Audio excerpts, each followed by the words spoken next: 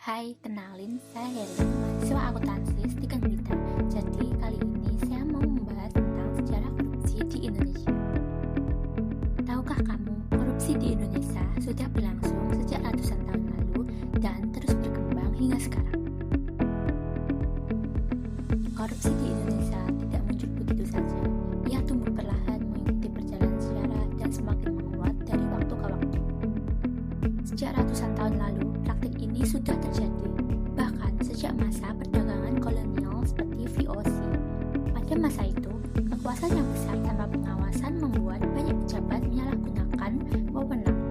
Mereka tidak hanya mengelola perdagangan, tetapi juga mengambil keuntungan pribadi dari pajak, hasil bumi, hingga manipulasi keuangan. Akibatnya, bukan hanya rakyat yang dirugikan, tetapi sistem itu sendiri. Memasuki masa kolonial, pola korupsi semakin berkembang.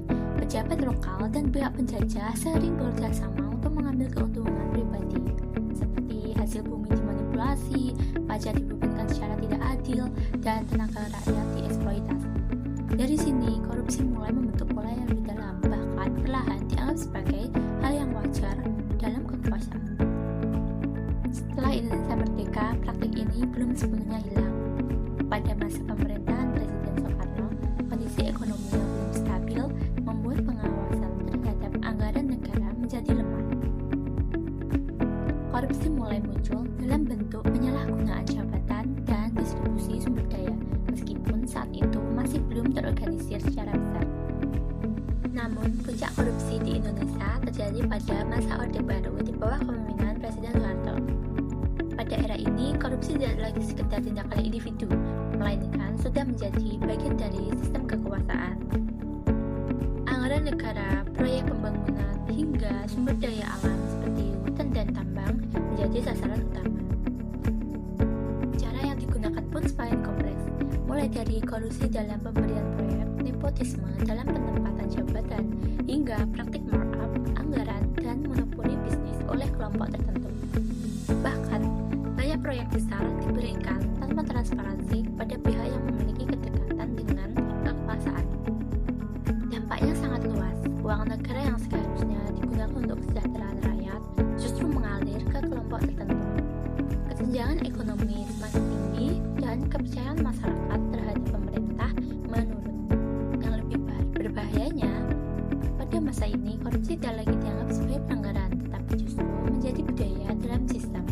Memiliki jabatan seringkali dianggap sebagai kesempatan untuk mencari keuntungan pribadi. Kondisi tersebut akhirnya memicu kemarahan masyarakat hingga mencapai puncaknya pada tahun 1998 ketika Orde Baru runtuh dan Indonesia memasuki era reformasi. Sejak saat itu, berbagai upaya mulai dilakukan untuk memberantas korupsi. Pemerintah kemudian membentuk Komisi Pemberantasan Korupsi sebagai lembaga independen yang bertugas menangani kasus-kasus korupsi besar. Selain itu, undang-undang anti korupsi juga diperkuat dan sistem pelayanan publik mulai didigitalisasi untuk mengurangi peluang penyalahgunaan wewenang. Transparansi juga mulai ditingkatkan agar masyarakat dapat ikut mengawasi jalannya pemerintahan. Namun, meskipun berbagai langkah telah dilakukan, korupsi belum sepenuhnya hilang. Kasus-kasus baru masih terus muncul hingga saat ini, bahkan dengan nilai yang sangat besar. Hal ini menunjukkan bahwa korupsi bukan hanya masalah hukum, tetapi juga masalah budaya yang telah mengakar. Karena itu, pemberantasan korupsi tidak cukup hanya dengan aturan dan lembaga. Dibutuhkan kesadaran, integritas, dan peran aktif seluruh masyarakat. Sebab masa depan Indonesia tidak hanya ditentukan oleh kebijakan pemerintah, tetapi juga oleh sejauh mana kita bersama-sama melawan korupsi.